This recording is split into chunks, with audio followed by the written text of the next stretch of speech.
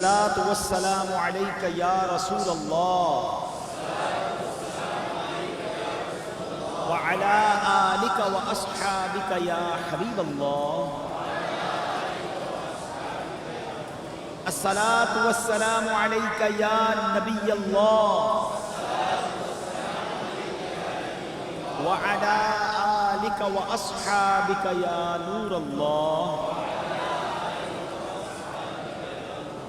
نویت سنت الاعتکاف.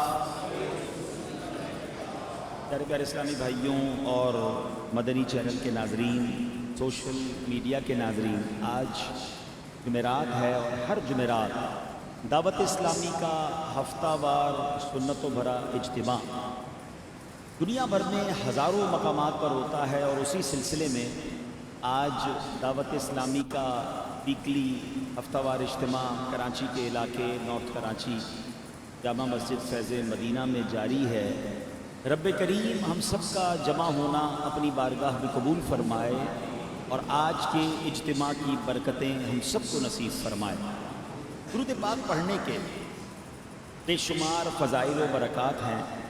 کعبے کے بدر الدجا، طیبہ کے شمس الضحیٰ صلی اللہ تعالیٰ علیہ وسلم کا فرمان عالی شان ہے، اے لوگوں، بے شک روز قیامت اس کی دہشتوں یعنی گھبراہٹوں اور حساب کتاب سے جلد نجات پانے والا وہ ہوگا جس نے مجھ پر دنیا میں بکثرت درود شریف پڑھے ہوں گے. قیامت کا دن مشکلات کا دن، پریشانی کا دن، دہشتوں کا دن، مگر اس دن آسانی کس کو ملے گی؟ جلد فارغ کون ہو جائے گا؟ جس نے دنیا میں کثرت سے درود پاک پڑھے ہوں گے. اللہ مجھے اور آپ کو کثرت سے درود پاک پڑھنے کی توفیق عطا فرمائے. کیا خوبصورت نعت کے اشعار ہیں نا. دولت جو چاہو دونوں جہاں کی، دولت جو چاہو دونوں جہاں کی، کر لو وظیفہ نام محمد، کر لو وظیفہ نام محمد. آنکھوں کا تارا نام محمد، دل کا اجالا روزے قیامت میزانوں پل پر، روزے قیامت میزانوں پل پر دے گا سہارا نام محمد، دے گا سہارا نام.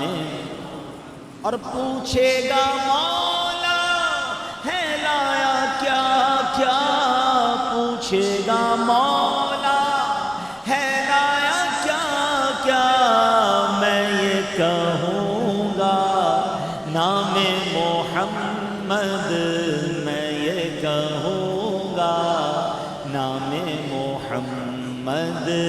آنکھوں کا تارا نام محمد، دل کا اجالا نام محمد. صلی اللہ علیہ وسلم، صلی اللہ علیہ. ہم نے یہ درود پاک کی ایک ایسی عادت بنانی ہے جو انشاءاللہ دنیا اور آخرت میں ہمارا سہارا درود پاک بنے گا. اللہ مجھے بھی آپ کو بھی کثرت سے درود پاک پڑھنا نصیب فرمائے. محبت کے ساتھ با آواز بلند درود پاک پڑھ لیں. صلو علی الحبیب صلی اللہ تعالی علی محمد صلی اللہ علیہ وسلم. حضرت ابو ذر غفاری رضی اللہ تعالیٰ بڑے عظیم صحابی رسول ہیں. آپ فرماتے ہیں کہ میں حضرت عثمان غنی جو کہ مسلمانوں کے تیسرے خلیفہ ہیں رضی اللہ تعالیٰ عنہ، ان کا جب بھی ذکر کرتا ہوں خیر کے ساتھ کرتا ہوں، ان کی تعریف بیان کرتا ہوں. اور اس کی وجہ ہے میرے پاس کچھ ایسی بات ہے جو میں نے اپنی آنکھوں سے دیکھی ہے، اپنے کانوں سے سنی ہے کہ ان کا مرتبہ کتنا بڑا ہے. پھر انہوں نے اپنا ایک واقعہ سنایا.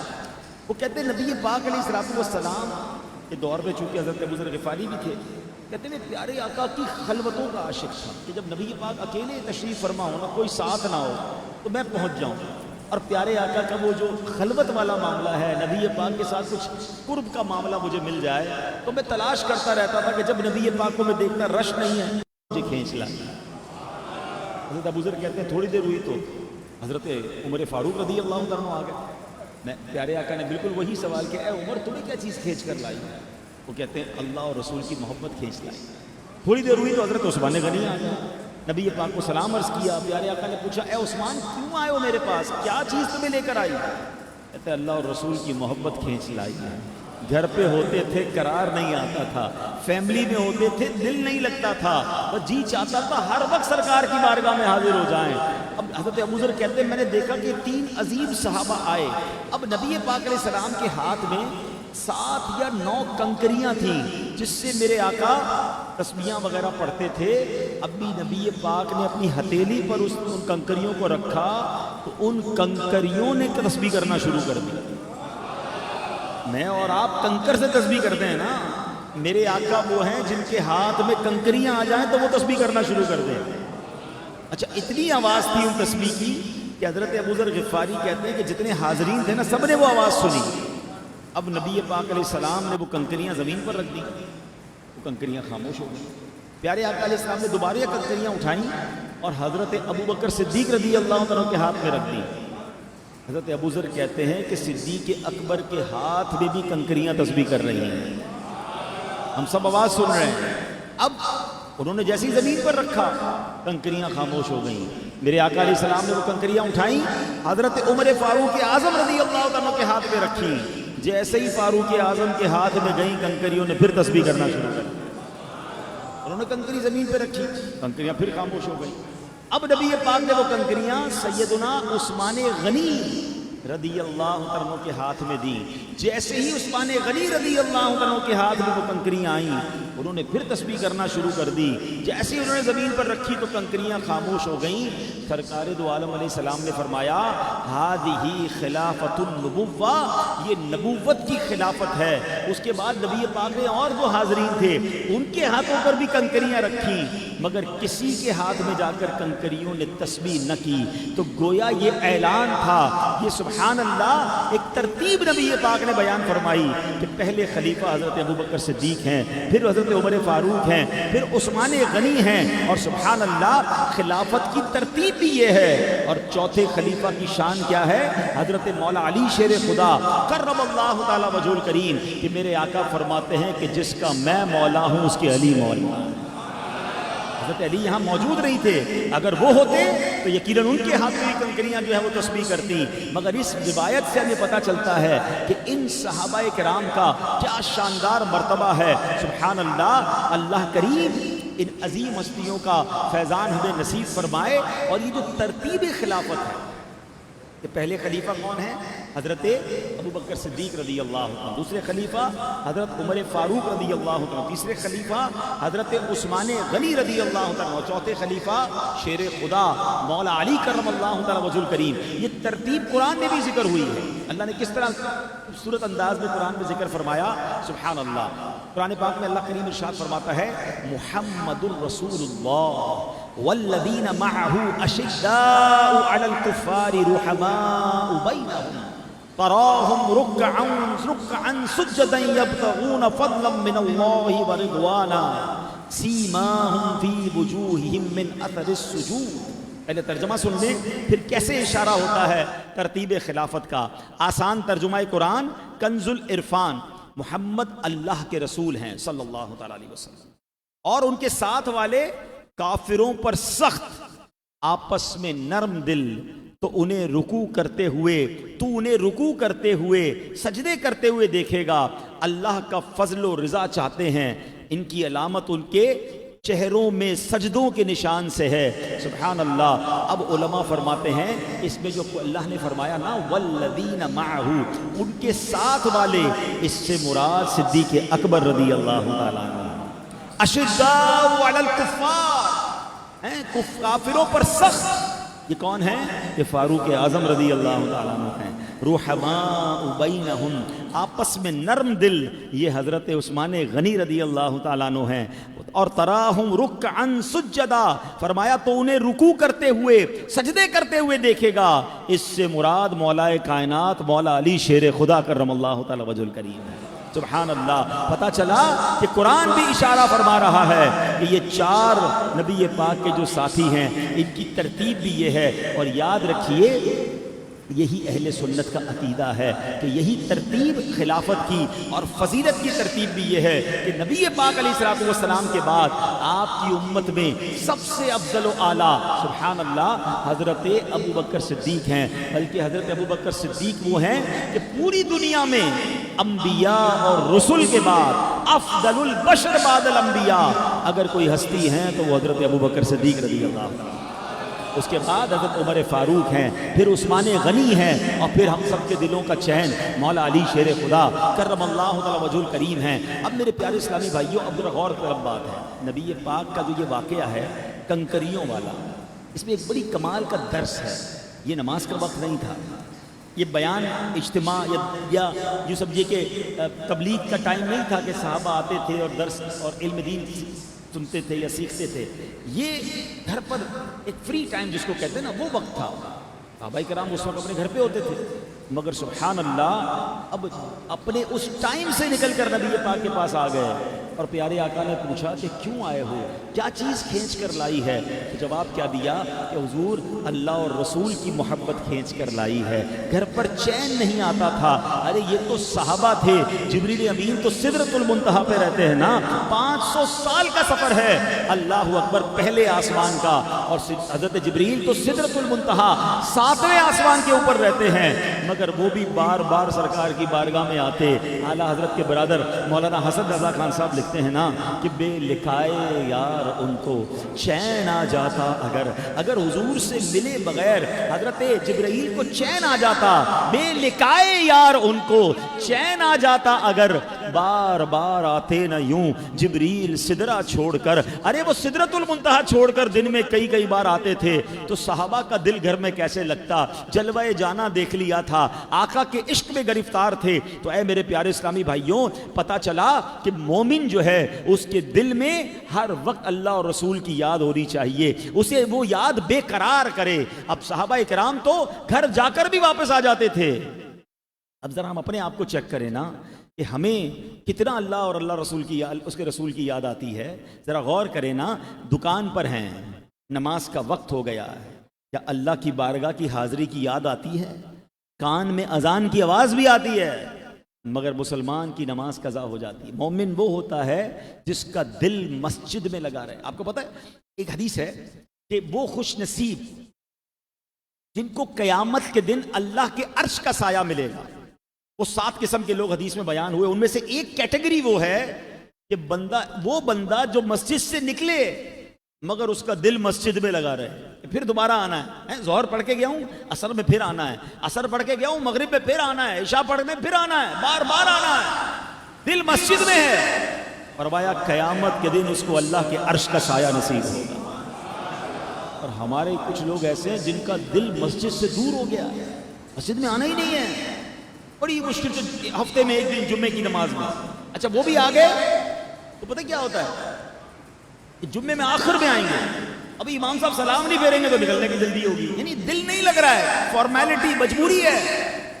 صحابہ کرام کو دیکھو گھر میں دل نہیں لگتا تھا، اللہ رسول کی یاد پکارتی تھی، اللہ کرے کہ میرا اور آپ کا دل ایسا ہو جائے کہ ہم گھر بھی ہو تو کبھی اللہ کی یاد آئے، کبھی اس کے حبیب کی یاد آئے، کبھی مدینے کی یاد آئے۔ مزہ تو یہ ہے نا کہ دل میں یاد بسی ہوئی ہو، رہیں ان کے جلوے بسیں ان کے جلوے، رہیں ان کے جلوے بسیں ان کے جلوے، میرا دل بنے یادگار مدینے۔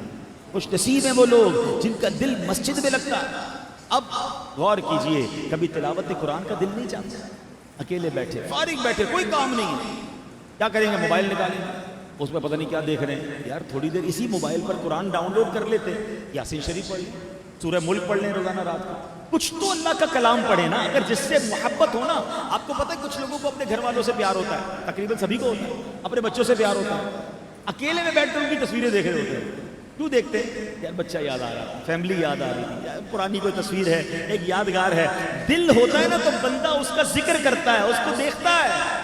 جس کے دل میں اللہ سے محبت ہو تو قرآن کو کیوں نہیں دیکھتا؟ قرآن کس کا کلام ہے بتاؤ نا؟ اللہ کا کلام ہے نا. میں اللہ سے باتیں کرتا ہوں. جب قرآن, مولا علی سے پوچھو, مولا علی فرماتے ہیں جب میرا جی چاہتا ہے اللہ مجھ سے بات کرے میں قرآن پڑھنے لگ جاتا ہوں. جب بھی آپ قرآن پڑھتے ہیں اس کا مطلب اللہ آپ سے کلام فرما رہا ہے. تو روز کچھ تو اللہ سے باتیں کرو نا یار. کہتے جب میرا جی چاہتا ہے میں اللہ سے بات کروں میں نماز پڑھنے لگ جاتا ہوں. مبارک ہو ان کو جو روز قرآن پڑھتے ہیں, روز نماز پڑھتے ہیں. آپ کبھی اللہ سے بات کر رہے ہوتے ہیں, کبھی اللہ آپ سے کلام فرما رہا ہوتا ہے. اللہ کرے کہ ایسی محبت ہے. کبھی تو ایسا ہو کہ رات کو اکیلے میں ہوں, آرام کا ٹائم ہے, مگر نیند نہیں آ رہی. کیوں نہیں آ رہی؟ مدینہ یاد آ رہا ہے. کوئی ناز شریف لگا رہی, آنکھوں سے آنسو ہیں, کسی کو پتہ بھی نہیں, میں اکیلا رو رہا ہوں. کس کی یاد میں؟ حضور کی یاد میں کہ حضور میں بھی تو آپ کا امتی ہوں, کبھی تو دیدار کروا دیں. صحابہ کا تو جب جی چاہتا تھا آپ کا دیدار کر لیتے تھے. حضور اس امتی پر بھی تو کرم فرمائے. یقین کریں دل کی آنکھیں, اور جب انسان اشک کی الفاظ بات کرتا ہے نا, ہاں کبھی جو ہے نا گفتگو آنسو سے بھی کرنا سیکھیں. کچھ باتیں زبان سے ہوتی ہیں اور کچھ باتیں آنسو سے ہوتی ہیں. آپ کو پتہ ہے آنسو بھی نعت سناتے ہیں. الفاظ سے نعت پڑھنا اور ہے اور آنسوؤں سے نعت پڑھنا اور ہے. وہ شاعر لکھتے ہیں نا, آج اشک میرے نعت سنائے تو عجب کیا, اور سن کر وہ مجھے پاس بلائے تو عجب کیا. اکیلے آنسوؤں کی باتیں ہو رہی ہیں, دل ہی دل میں نبی پاک سے باتیں ہو رہی ہیں, ان کو یاد کیا جائے. یہ صحابہ کا واقعہ ہمیں درس دے رہا ہے نا. گھر میں تھے, کوئی بیان نہیں. آج تو آپ اجتماع میں آئے ہو نا, کسی نے بلایا ہوگا, دعوت دیکھی ہوگی, چلو یار بیان سنیں, اچھی بات ہے. مگر کبھی ایسا بھی ہو کہ کوئی اجتماع نہیں, کوئی بیان نہیں, اکیلے کدھر جا رہے ہو؟ اللہ کے گھر میں جا رہے ہو. اللہ سے باتیں کروں گا, اکیلے کونے میں بیٹھ کر نفل پڑھ رہے ہیں, دعائیں کر رہے ہیں, قرآن پڑھ رہے ہیں, اللہ سے باتیں کر رہے ہیں. دنیا والوں سے رابطہ ختم. کبھی اکیلے میں نعتیں پڑھ رہے ہیں, درود پڑھ رہے ہیں, نبی پاک کو یاد کر رہے ہیں. یہ صحابہ کرام کی فیلنگ تھی نا. تو حضور گھر میں تھے مگر آپ کی محبت ہمیں کھینچ لائی. اللہ مجھے بھی ایسی محبت نصیب فرمائے, آپ کو بھی نصیب فرمائے. شاعر لکھتے ہیں نا, دل میں ہو یاد تیری گوشہ تنہائی ہو, پھر تو خلوت میں عجب انجمن آرائی ہو.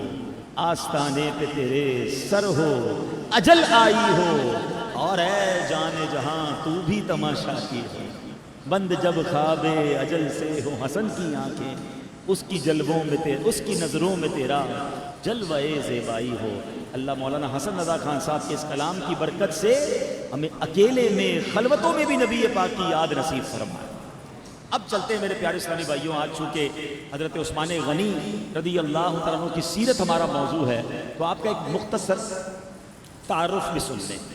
ذوالحج کی 18 تاریخ کو مسلمانوں کے تیسرے خلیفہ حضرت عثمان غنی رضی اللہ عنہ کا عرس ہوتا ہے. اب صحابی رسول ہیں, دور کے رشتے سے نبی پاک علیہ السلام کے بھانجے لگتے ہیں. آپ نے چوتھے یا 5ویں نمبر پر اسلام قبول کیا. اب بہت فضیلت والے اور دوسرے خلیفہ حضرت فاروق اعظم رضی اللہ عنہ کے بعد آپ خلیفہ مقرر ہوئے. 12 سال تک آپ نے خلافت کے فرائض سر انجام دیے. آخر 18 ذوالحج کو انتہائی مظلومیت کے ساتھ مدینہ پاک میں شہید ہوئے. کیا خوبصورت اشعار ہیں آپ کی شان میں. خلق پہ لطف خدا حضرت عثمان ہیں, جملہ مرض کی دوا درد کے درمان ہیں. باب سخا کھل گیا, باب سخا کھل گیا, دیکھا جو یہ ماجرا, غازیان مصطفیٰ بے سرو سامان ہیں. اے میرے پیارے اسلامی بھائیوں، اللہ کریم قرآن مجید میں سورہ نحل میں ارشاد فرماتا ہے وَمَن يَأْمُرُ بِالْعَدْلِ وَهُوَ عَلَى صِرَاطٍ مُسْتَقِيمٍ، جو عدل کا حکم کرتا ہے اور وہ سیدھے راستے پر بھی ہے۔ ترجمان قرآن حضرت عبداللہ ابن عباس رضی اللہ عنہ فرماتے ہیں کہ یہ آیت تیسرے خلیفہ حضرت عثمان غنی رضی اللہ عنہ کی شان میں بیان ہوئی۔ بتایا جا رہا ہے کہ حضرت عثمان غنی خود بھی صراط مستقیم پر ہیں، سیدھے راستے پر چلتے ہیں اور دوسروں کو بھی عدل و انصاف کا درس دیتے ہیں۔ اس آیت میں حضرت عثمان غنی کی دو شانیں بیان ہیں۔ نمبر ایک، دوسروں کو نیک راستے کا مسافر بھی بناتے ہیں۔ اب یہ آیت میں حضرت عثمان غنی کا وصف بیان ہوا۔ اب ذرا ہماری پیاری پیاری میٹھی میٹھی تنظیم دعوت اسلامی کا ذرا مدنی مقصد کو دہرائیے، مجھے اپنی اور ساری دنیا کے لوگوں کی اصلاح کی کوشش کرنی ہے انشاءاللہ عز و جل۔ یہی تو حضرت عثمان غنی کرتے تھے، یہی تو قرآن بیان کر رہا ہے۔ صراط مستقیم پر چل رہے تھے اور دوسروں کو اس کی طرف بلا رہے ہیں۔ مجھے اپنی اور ساری دنیا کے لوگوں کی اصلاح کی کوشش کرنی۔ تو سمجھ یہ آیا کہ اگر ہم دعوت اسلامی کے مدنی مقصد پر عمل کریں اور اس کو فالو کریں تو یہ صحابہ کا طریقہ، اور یہ تو قرآن نے ان کی شان بیان کی ہے۔ اللہ ایسے لوگوں کو کس قدر پسند فرماتا ہے۔ حضرت عثمان غنی آتے ہیں، میں نے عبادت لذت چار چیزوں میں پائی، بڑے بڑے ہیں میں نے عبادت کی لذت چار چیزوں میں پائی۔ فرماتے ہیں نمبر ایک بھی ادائی فرائض اللہ، یعنی اللہ پاک کے فرائض کی ادائیگی۔ نمبر دو بھی اجتنابی محارم اللہ، اللہ پاک کی حرام کردہ چیزوں سے بچنے۔ نمبر تین بالامر بالمعروف ابتغاء ثواب اللہ، اللہ کی رضا کے لیے نیکی کی دعوت دینے۔ اور نمبر چار فی النہی عن المنکر اتقاء غضب اللہ، کہتے ہیں اللہ پاک کے حرام سے اپنے آپ کو بچانا ہے۔ چلے جناب حرام سے بھی کچھ لوگوں نے اپنے آپ کو بچا لیا، اگلے دو کام کیا ہے؟ نیکی کی دعوت دینا اور برائی سے نہ کرنا۔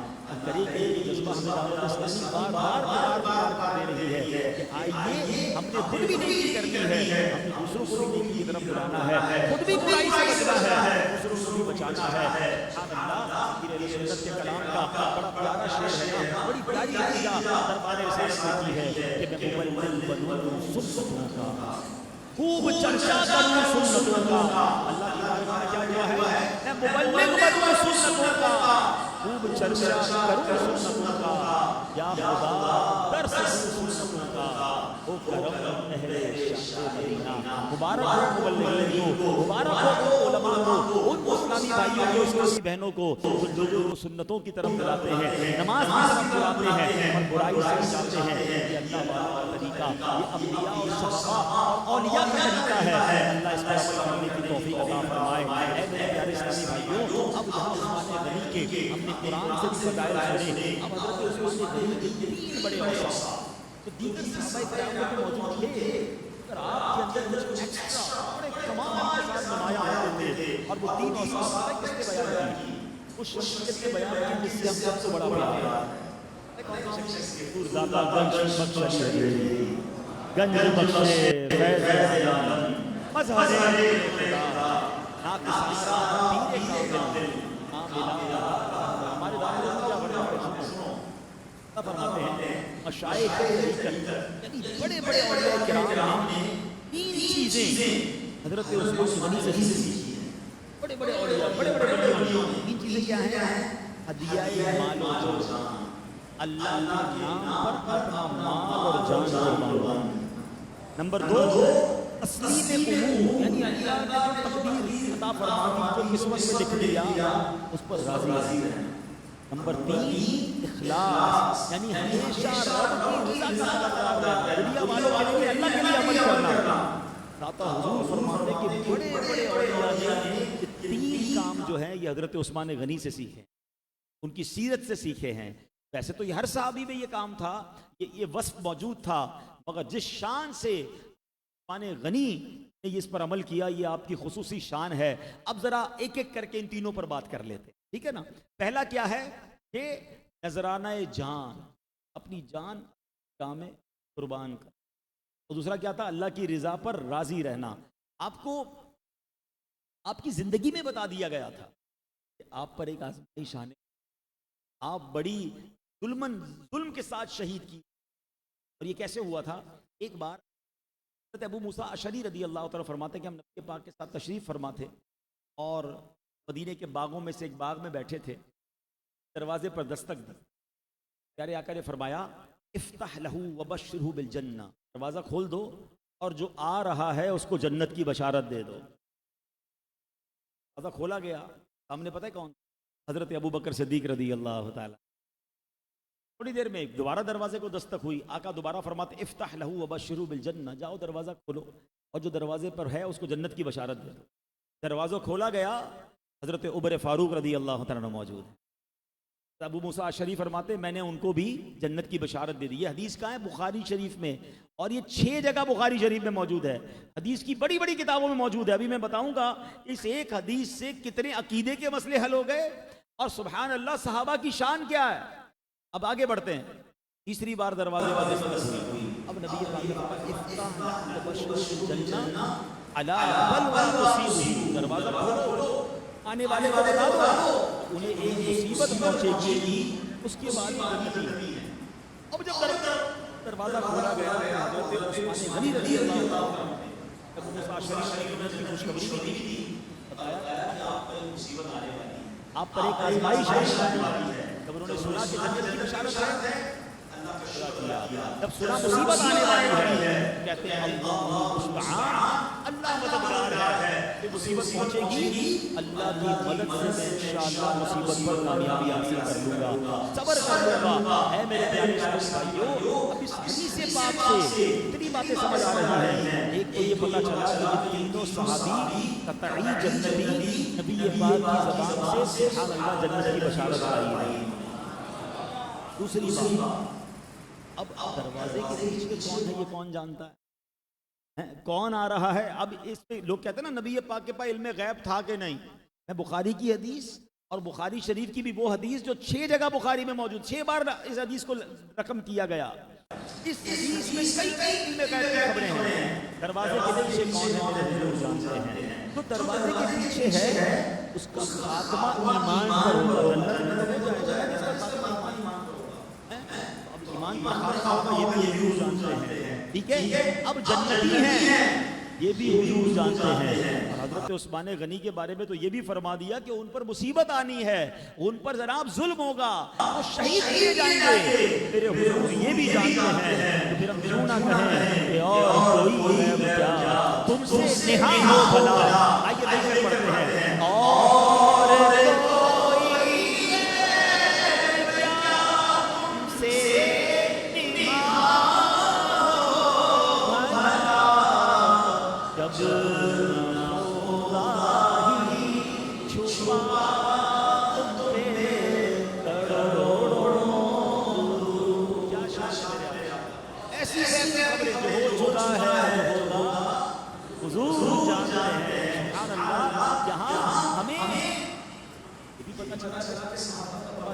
حضور کی شان کیا ہے.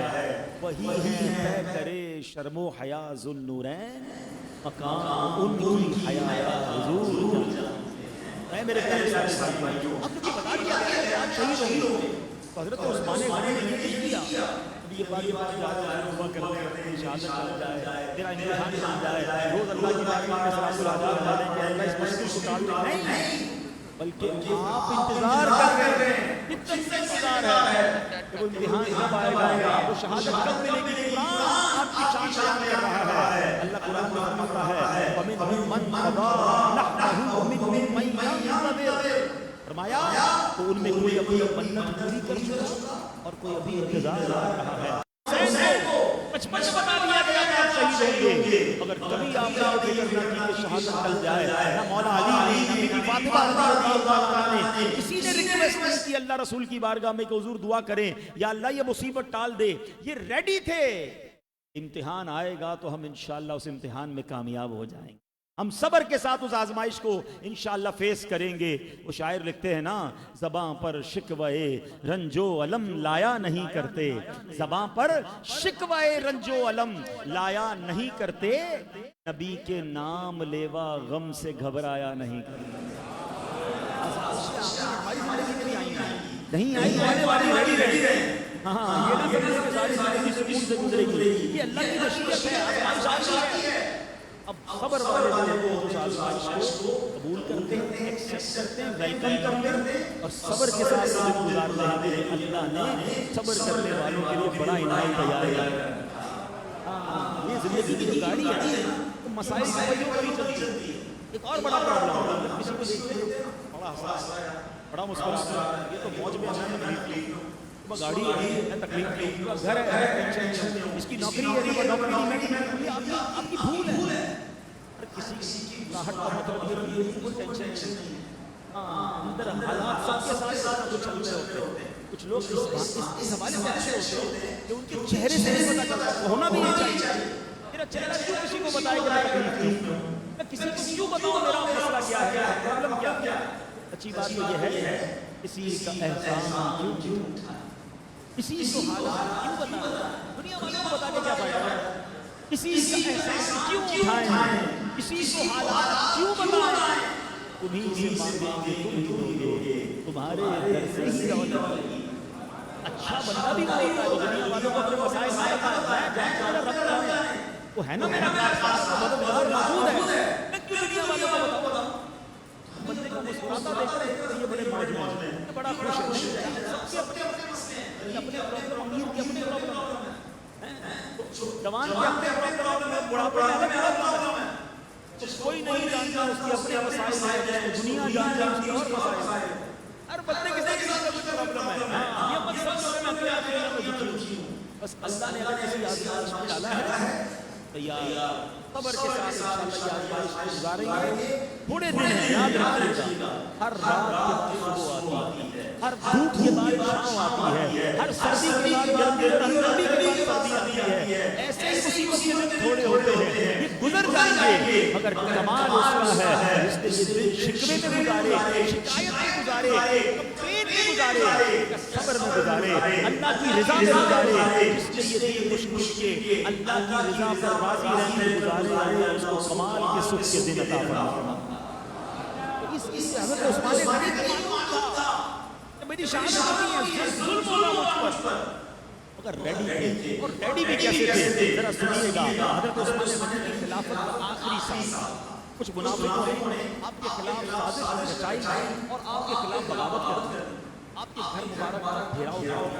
حضرت عثمان غنی کو ایسا آرڈر آف کیا کہ وہ اپنے گھر سے بھی باہر نہیں نکل پا رہے تھے، کھانے پینے کا سامان اندر نہیں جانے دے رہے تھے. اب کیا ہوا، کئی دن گزر گئے. آپ کے جاننے والوں نے، چاہنے والوں نے بار بار عرض کیا کہ حضور ہمیں بتائیں، ہم ان تمام باغیوں کو اڑا دیتے ہیں، تلوار نکالیں گے، ہم بھی لڑائی کریں گے، ان سب کو ہٹا دیتے ہیں. آپ نے فرمایا میرے آقا علیہ السلام نے مجھ سے وعدہ فرمایا کہ میں اس پر صبر کرتا رہوں گا. یعنی مجھے پہلے ہی پتا ہے مجھ پر آزمائش آئے گی. اب میں مدینے میں خون نہیں بہانا چاہتا، یہاں لڑائی نہیں ہونی چاہیے. اللہ اکبر. اب کیا ہوا، آپ کے مکان عالی شان کا محاصرہ، پانی بند. جان نثاروں نے جب آپ سے کہا کہ حضور اجازت دیں، آپ نے اجازت نہ دی. جب آپ کے غلام ہتھیار سے لیس ہو کر آئے تو آپ نے کیا کہا، اپنے ہتھیار کھول دو اور سنو، تم میں سے جو بھی غلام ہتھیار کھول دے گا، لڑائی سے پیچھے ہٹ جائے گا، میں اس کو آزاد کر دوں گا. یعنی جو آپ کی طرف سے لڑنا چاہ رہا تھا، آپ نے اس کو کہا تم ہتھیار اتارو، میں تمہیں آزاد کر دوں گا. اللہ پاک کی قسم، خون بہانے سے پہلے میرا شہید ہو جانا مجھے زیادہ محبوب ہے. میری شہادت لکھ دی گئی ہے اور نبی پاک نے مجھے اس کی خوشخبری بھی دے دی ہے. حضرت عثمان غنی نے اپنے غلاموں سے فرمایا اگر تم نے جنگ کی پھر بھی میری شہادت لازمی ہو کر رہے گی، تو اب میں شہادت کے لیے تیار ہوں. سبحان اللہ. داتا حضور فرماتے ہیں، بڑا علمی نقطہ بیان فرمایا. فرماتے اس محاصرے کے دوران ایک بار حضرت حسن مجتبیٰ امام حسن آئے، مولا علی کے صاحبزادے، حضرت عثمان غنی سے کہتے ہیں اے امیر المومنین، ہمیں ان باغیوں کو ان کی انجام تک پہنچانے دیں، بس آپ حکم فرمائیں. عثمان غنی نے کہا گھر جائیے، آرام کیجئے، یہاں تک کہ تقدیر کا لکھا غالب آ جائے. لا حاجت لنا فی احراق الدماء، ہمیں خون بہانے کی حاجت نہیں ہے۔ اللہ اکبر، مولا علی کے صاحبزادے موجود تھے، اجازت طلب کر رہے ہیں، آپ نے ان سے بھی مدد نہ لی۔ حضرت داتا فرماتے ہیں کہ حضرت ابراہیم کی کیسی ادا کی حضرت عثمان غنی نے کہ جب حضرت ابراہیم کو آگ میں ڈالا جا رہا تھا، جبریل امین آئے تھے کہ حضور اجازت دیجئے ہم اس آگ کو بجھا دیتے ہیں۔ ہوا کا فرشتہ آیا، ہم ہوا چلا کے ہوا سے آگ کو بجھا دیں گے۔ بارش کا فرشتہ کہتا ہے اجازت دیں، بارش برسا کر آگ بجھا دیں گے۔ حضرت ابراہیم نے کیا کہا تھا؟ میں اللہ کے فیصلے پر راضی ہوں، میرا رب دیکھ رہا ہے، اگر وہ چاہے تو میں جلنے کے لیے تیار ہوں۔ اللہ نے آگ کو باغ بنا دیا۔ حضرت عثمان غنی کے پاس بھی یہ آپشن موجود تھا کہ آپ سے حضرت امام حسن نے کہا بس آپ آرڈر دیں، ہم ان بلوائیوں کو ہٹا دیتے ہیں، ان کو نیست و نابود کر دیتے ہیں۔ آپ نے فرمایا نہیں، میری شہادت آج ہو کر رہے گی، اور میرے نبی پاک نے مجھے یہ وعدہ فرمایا تھا اور بشارت عطا فرمائی تھی، میں شہید ہونے کے لیے تیار ہوں، میری وجہ سے مدینے میں خون نہیں بہنا چاہیے۔ اللہ اکبر، یہ کیسی ہستیاں ہیں کہ اپنی مشکل کو بھی ویلکم کر رہے ہیں، اپنی آزمائش پر بھی خوش ہیں کہ جو رب کی رضا ہے میں اس میں راضی ہوں۔ سبحان اللہ۔ نبی پاک علیہ الصلوۃ والسلام حضرت عثمان غنی کے بارے میں فرمایا کرتے، انا نشبہ عثمان بابینا ابراہیم، فرمایا بے شک ہم عثمان کو اپنے والد ابراہیم کے مشابہہ سمجھتے ہیں۔ عثمان غنی کی سخا پر بات کی جائے، آپ کی اللہ کی راہ میں مال خرچ کرنے پر بہت سارے واقعات، آپ کی حیا پر بات کی جائے کہ آپ نبی پاک فرماتے ہیں میری امت میں سب سے زیادہ با حیا حضرت عثمان غنی ہیں۔ یہ تو الگ چیپٹر ہیں۔ آپ کی رات بھر کی عبادت پر بات کی جائے، آپ کے خوف خدا پر بات کی جائے، یہ الگ چیپٹر ہیں۔ یہ کیسا چیپٹر ہے کہ آپ کو معلوم ہے کہ آپ شہید ہونے والے ہیں، آپ کو معلوم ہے کہ آپ کو معاذ اللہ شہید کر دیا جائے گا، مگر آپ نے مدینے میں تلواریں نہ چلنے دی، آپ نے اللہ کی رضا پر صبر کیا۔ یہ درس ہے ہم سب کے لیے۔ حالانکہ یہ تو جنتی تھے۔ آج ہم میں سے کوئی شخص نمازی ہو اور آزمائش آ جائے تو کہتا ہے یا اللہ کیا قصور ہو گیا، میں تو 5 ٹائم نماز بھی پڑھتا ہوں، میں نے تو حج بھی کیا ہے، یا اللہ میں تو قافلے میں بھی گیا تھا، میرا مسئلہ حل نہیں ہو رہا۔ یعنی اللہ سے بھی سودے بازی ہو رہی ہے۔ وہ اللہ کے بندو، یہ قطعی جنتی ہیں، یہ ذو نورین ہیں، یہ عشرۂ مبشرہ میں ہیں۔ ایک بار نہیں، 2 بار نہیں، کئی بار نبی پاک نے جنت کی بشارت دی ہے، مگر آپ کو پتا ہے کہ آپ کا محاصرہ ہو رہا ہے، آپ کو پتا ہے کہ آپ بھوکے پیاسے شہید کیے جا رہے ہیں، مگر زبان پر کوئی شکوہ نہیں ہے، بلکہ اللہ کی رضا پر راضی ہیں۔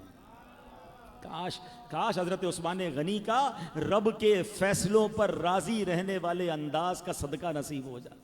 کبھی تو ایسا ہو یار کہ زندگی میں کوئی آزمائش آئے، بیماری آئے، پریشانی آئے، دکھ آئے، اور میری زبان سے یہ نکلے کہ مولا میں راضی، میں تیری رضا پر راضی، جس میں تو راضی مولا میں بھی راضی۔ ہاں، یہ بولنا بڑا آسان ہے، سخت کے دنوں میں سارے لوگ یہ جملے کہہ رہے ہوتے میں اللہ کی رضا پہ راضی ہوں۔ امتحان تو جب آئے گا نا کہ جب آپ ٹینشن میں، پرابلم میں، اب آپ کی زبان کیا کہہ رہی ہے؟ شکوہ، شکایت، کمپلین، اللہ نے دیا ہی کچھ نہیں، معاذ اللہ۔ بعض اوقات تو کفریہ کلمات تک بات پہنچ جاتی ہے، بس یار ہمیشہ ہی پریشان رہتا ہوں، مسئلے میرے حل ہی نہیں ہوتے۔ نہیں، اب تو ٹیسٹ آیا ہے، اب تو وقت آیا ہے کہ تم رب کی فیصلے پہ راضی ہو کہ نہیں۔ پنجابی کا شعر نعت کا تو سنتے ہیں نا، جے سونا میرے دکھ وچ راضی، اللہ میرے دکھ میں اگر راضی ہے، جے سونا میرے دکھ وچ راضی، میں سکھنوں چلے پاواں، پھر میں نے سکھ کو کیا کرنا ہے۔ بات سمجھیے، تھوڑی سی بندہ نہیں سمجھے گا، لیکن سمجھ گئے تو زندگی کا مزہ آ جائے گا۔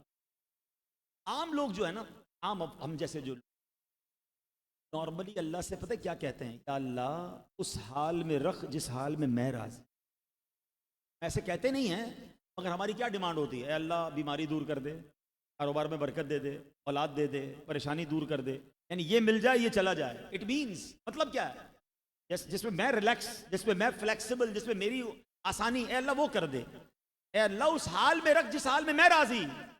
یہ عام لوگوں کی دعا ہے، تو اللہ والے ہوتے ہیں نا، ان کی پتہ کیا دعا ہوتی ہے؟ اس حال میں رکھ جس میں تو راضی۔ فرق ہے کہ نہیں ہے مشکل بات، آسانی سے نہیں آئے گی سمجھ آپ۔ اس حال میں رکھ، اس حال میں اگر مشکل بھی ہے تو میں راضی۔ اگر تو اس بات پر راضی ہے کہ میں تکلیف میں رہوں تو میں راضی، تو اس حال میں راضی کہ میں بیماری میں رہوں تو میں راضی۔ یا اللہ حال وہ دے جس میں تو راضی ہو جائے، کیونکہ جس سے رب راضی ہو گیا اس سے سب راضی ہو جائے گا۔ اچھا، اب ہو سکتا ہے کوئی کہے یار اللہ سے جب میں یہ کہوں گا یا اللہ اس حال میں رکھ جس میں تو راضی، پھر تو مصیبتیں آ جائیں گی۔ یہ آپ کی بھول ہے۔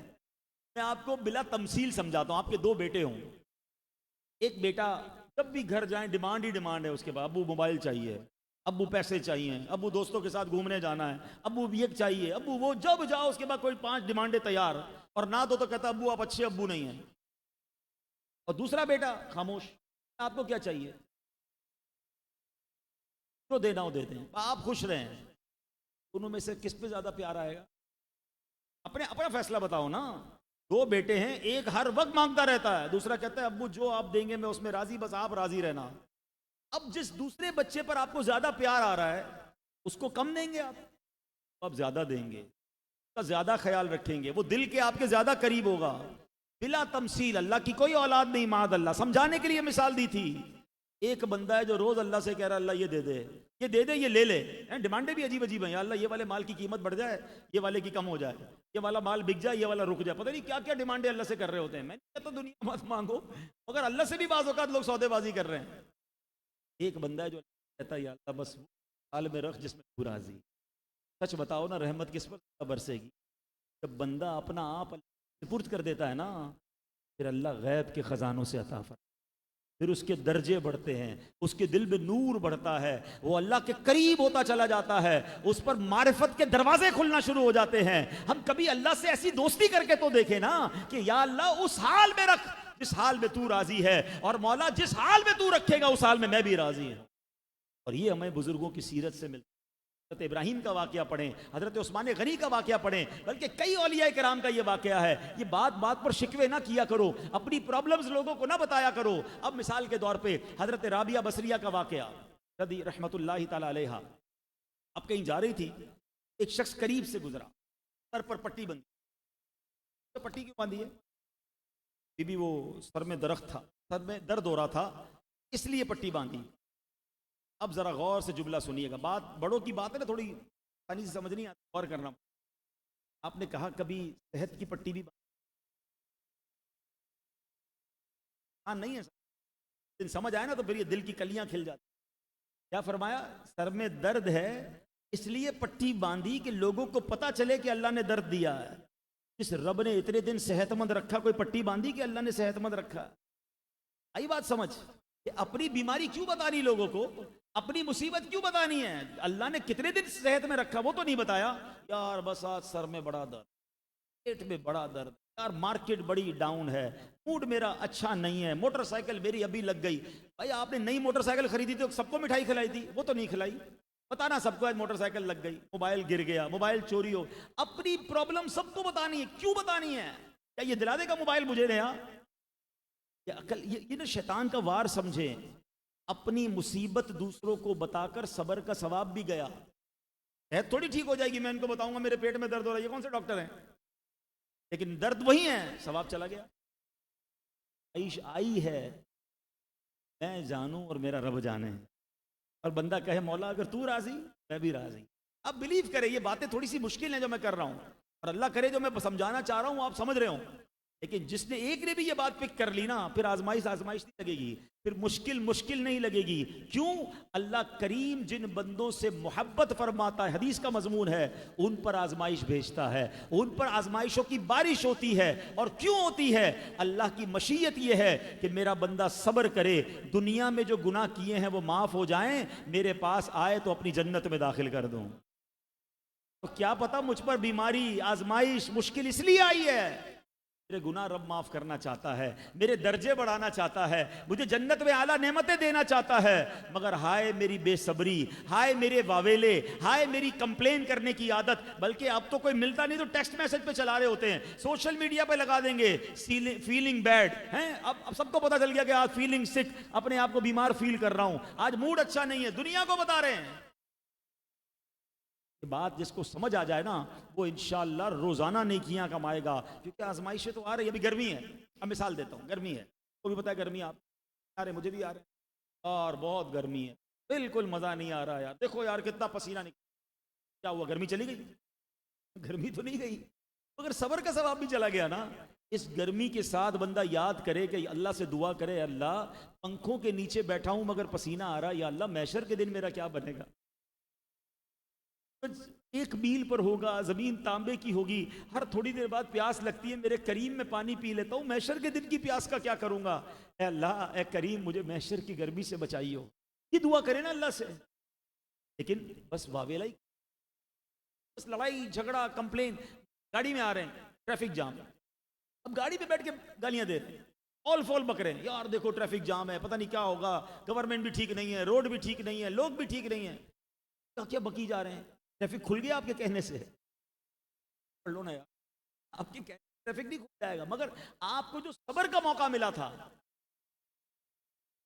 آش حضرت عثمان غنی صبر کے صدقے، اللہ کی رضا پر راضی رہنے والا جو ان کا انداز تھا، اس کے صدقے اللہ ہمیں بھی صبر کی توفیق عطا۔ حضرت عثمان غنی کی بات ہو اور ان کی سخاوت کی بات نہ ہو، ہائے ہائے، ایک بار نہیں، دو بار نہیں، کئی بار نبی پاک سے باقاعدہ آپ نے جنت خریدی ہے۔ آپ نے غزوہ تبوک کے موقع پر کئی سو اونٹ دے کر راہ خدا میں نبی پاک سے جنت حاصل کی۔ ایک بار مسجد نبوی میں توسیع کرنی تھی، ایک گھر برابر میں موجود تھا، میرے آقا نے فرمایا اس گھر والے سے یہ گھر دے دو اور اس کے بدلے جنت میں گھر لے لو۔ گھر والے نے منع کیا، حضرت عثمان غنی نے گھر خریدا اور وہ نبی پاک کے پاس گئے، کہتے حضور گھر اب میرے پاس ہے، میں مسجد نبوی میں شامل کر دیتا ہوں، کیا میرے لیے بھی آفر ہے؟ آقا نے فرمایا عثمان تمہارے لیے بھی ہے، اور سبحان اللہ گھر مسجد نبوی میں شامل کیا اور جنت میں گھر حاصل کر لی۔ مسجد الحرام جہاں کعبہ شریف ہے، اس کے برابر میں ایک گھر تھا، پیارے آقا کو وہ پلاٹ چاہیے تھا، نبی پاک اس مکان والے کے پاس گئے، مکان دے دو، اس کے بدلے جنت میں گھر لے لو، کہتا مکان نہیں دے سکتا۔ حضرت عثمان غنی اس کے پاس گئے، کہا مجھے مکان بھی خریدنا ہے، بیچنا نہیں ہے۔ بہت دنوں تک کوشش کرتے رہے، آخر کار مہنگی قیمت پر مکان خریدا، گھر خریدا، حضور کے پاس آئے، کہتے حضور مکان کا مالک میں بن گیا ہوں، جو اس کو آفر ہے وہ مجھے بھی آفر ہے۔ آقا نے فرمایا ہاں عثمان تمہیں بھی یہ ضمانت ہے۔ آپ نے وہ مکان مسجد الحرام کے لیے وقف کیا، پھر جنت حاصل کر لی۔ اچھا دماغ بھی، بزنس مین تھے۔ مکے سے مدینے جب مسلمان گئے نا، پانی نہیں تھا، بڑی قلت ہے، لیکن اب پانی بہت سارے پلانٹ لگ گئے، لیکن پراپر میٹھا پانی اتنا عرب ملکوں، اس زمانے میں ایک کنواں تھا، نبی پاک اس کنویں والے کے پاس گئے، وہ پانی بیچتا تھا، روزانہ جو پانی بھرتا تھا اس سے پیسے لیتا تھا۔ آپ نے فرمایا کنواں وقف کر دو مسلمان کے بدلے جنت میں کنواں لے لو، میری روزی ہے، میرے بچے اس سے گھر چلتا ہے، اس سے میں کیسے کنواں وقف کر دوں؟ تو عثمان غنی کو پتہ چل گیا، اب گئے اس کے بعد کہا مجھے کنواں بیچنا ہے، بیچنا ہی نہیں ہے مجھے، میں بیچ دو مجھے پیسے لو، نہیں، یعنی بزنس مین تھے۔ آپ نے کہا اچھا ایسا کہ آدھا بیچ دو، آدھا کیسے بک سکتا ہے؟ ایک دن تمہارا ایک دن میرا، تم ایک دن پانی بیچو، ایک دن مجھے جو کرنا ہو میں کروں گا، پیسے بھی اچھے دوں گا، آدھا لوگے کہاں آدھا لے لوں گا۔ دماغ دیکھیے حضرت عثمان غنی کا مائنڈ سیٹ کیسا تھا، 12,000 دینار میں آدھا کنواں خرید لیا، آدھا خریدا۔ اب حضرت عثمان غنی نے کمال کیا، اعلان کر دیا کہ جو میرا دن ہے اس دن سب کو پانی فری، جانوروں کو بھی فری، انسانوں کو بھی فری، جس کو پانی چاہیے فری لے جاؤ۔ اب مثال کے طور پہ اتوار کو فری پانی مل رہا ہے تو پیر کو کون خریدے گا کہ پتہ منگل کو پھر فری مل جائے گا؟ بندہ انتظار کرتا رہا کہ کوئی تو آئے خریدنے، کوئی خریدنے نہیں آیا، منگل آیا پھر فری، بدھ والے دن پھر انتظار کر رہا ہے کوئی پانی خریدنے آیا، کوئی نہیں آیا، تو تھرسڈے والے جمعرات والے دن پھر فری، تو ہفتے گزرے وہ خود آیا حضرت عثمان غنی، کیا مجھ سے تو کوئی خریدتا ہی نہیں ہے، اب آدھا کنواں بھی آپ واپس خرید لو، وہ سمجھا ہوگا 12,000 کا خریدیں گے، عثمان غنی کہا اب 8,000 کا خرید، کیونکہ اب پتا تھا اب تو اس کو بیچنا ضروری ہے، اس کے کام کا نہیں ہے۔ 8,000 دینار میں خریدا، ٹوٹل قیمت کیا ہو گئی؟ 20,000 سونے کی اشرفی۔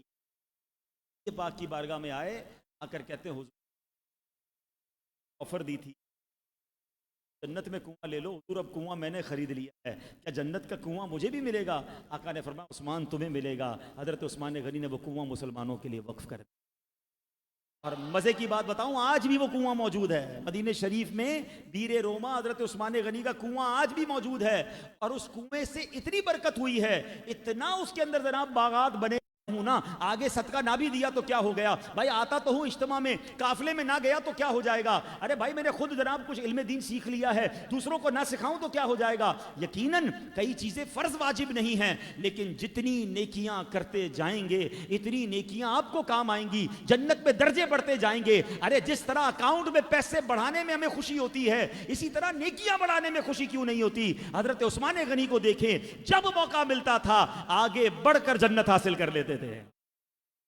اللہ ان کے صدقے ہمیں بھی نیکیوں کی لالچ عطا فرمائے. ہمیں پتہ چلے مسجد بن رہی ہے, میرے پاس دعوت اسلامی والے کیوں آئیں, میں خود جا کر اپنی حیثیت کے مطابق کوئی حصہ ملا دوں. اچھا رہتا تو نیو کراچی میں ہوں, مسجد کورنگی میں بن رہی ہے, ارے مجھے کورنگی سے بھی تو ثواب چاہیے.